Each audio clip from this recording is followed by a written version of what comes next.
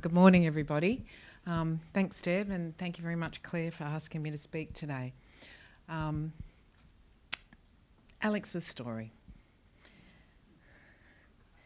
Our son Alex is 20 years old. He's a delightful young man with a fabulous sense of humour, as you can see, and a beautiful smile. Al's a wonderful artist and he loves acting and listening to music, particularly Michael Jackson's his favourite. And there's yes, as you can see, bit of an MJ fan. He has just finished appearing in Shakespeare's Macbeth in Cairns, where we live. It's a wonderful collaboration of people within the arts community, and it's now in its 5th year. Alex has won several awards for his art and had his portrait of the 10th Doctor Who on the April edition of Reach Out this year, but some of you may be familiar with. That's the 50th anniversary of the Doctors. TARDIS in the background. Alex also plays 10-pin bowling twice a week, which he thoroughly enjoys, and also does a dance class once a week with 4 of his friends. Alex participates in a learning and life skills program, Monday to Friday. There he is with his bestie Sam. Great mates. He participates in a cafe program called Cafe Connect, in which he's developing skills in serving customers, which he really enjoys. It's fabulous. And lots of people from the community come and frequent that cafe, and all the local businesses around, and get to know the guys really well. So they really enjoy it each week when they go in and do it. Very inclusive, which is wonderful. Alex was diagnosed with TSC when he was born due to multiple rhabdomyomas in his heart. As we were living in Darwin at the time, Mark, my husband, and I were on a plane the next day to Adelaide to the Women's and Children's Hospital for further investigations. Alex and ourselves underwent a myriad of tests and the diagnosis of tuberous sclerosis complex was confirmed. They also found lesions in his brain and his kidneys. Alex was commenced on medication due to an irregular heart rhythm. We then headed back to Darwin not knowing what would lie ahead for our infant son, because we weren't given a lot of information at the time about tuberous sclerosis. It was very overwhelming at the time. Excuse me. Now my page is sticking together. Very overwhelming getting the diagnosis at the time, when all we really wanted to do was celebrate bringing home our new baby, which when we finally got home, our friends and family had organised a lovely party, so that was fabulous. At 11 months of age, Al developed seizures, having up to 60 a day at one point. Fortunately, we managed to get these mostly under control with medication.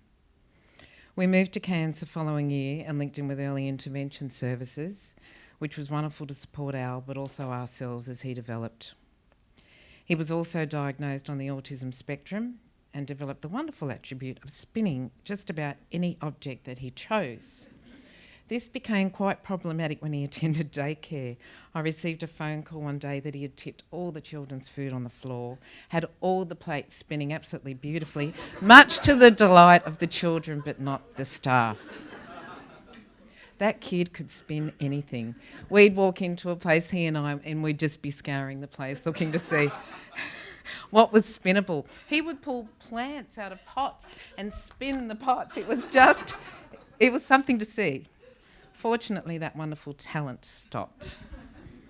There was a lot of cleaning up and things that broke that I had to clean up from that, so yes.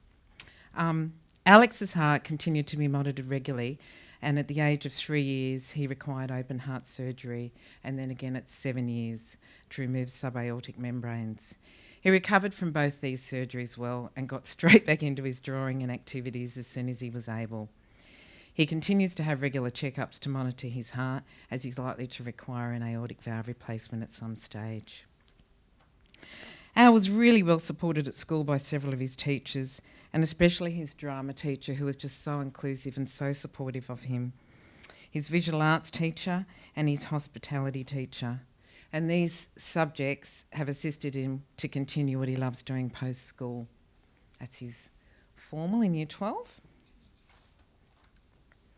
Alex required neurosurgery when he was 11 years old due to the growth of SIGAs in his brain.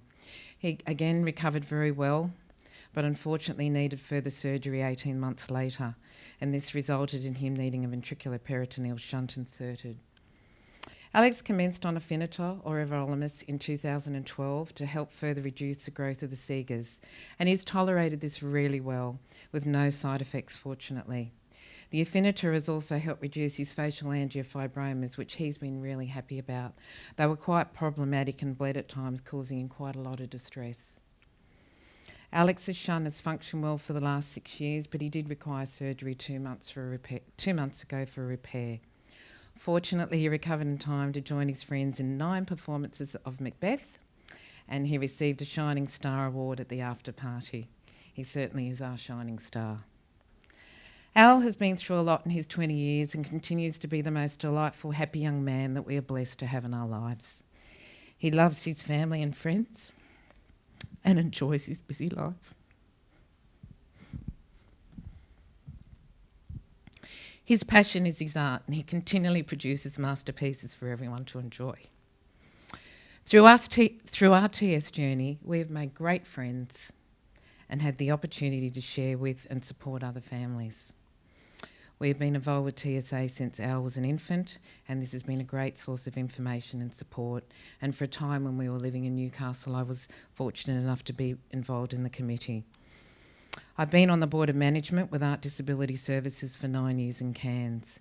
This organisation has provided many services to Alex and our family, including respite, social groups, outings for Alex, weekend camps and activities, as well as Alex's current weekly program and many opportunities for his art and drama. Al has made some lovely friends through his association with ARC. That's him with his little sister, who is so supportive of him. Now Alex is older, the transition from paediatrics to adult health services is an interesting and very challenging one at times, and the development of an adult TSC clinic would be very beneficial, not only to people with TSC but their caregivers, who case coordinate and manage the multiple health issues that come with this complex disorder. It is also important to not only monitor the health of the individual with TSC, but also the health, mentally, physically, of the caregivers and the siblings. I think the siblings often don't get thought of, and they are such a big part of the picture.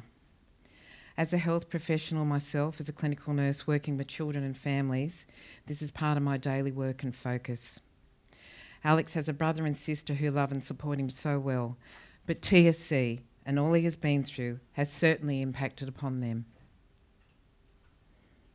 And I believe in whatever capacity we can support TSC individuals, it is paramount to check in with the caregivers and families to ensure they can continue to function and live well whilst in their valuable and ongoing role. That's a picture he did of him and his brother.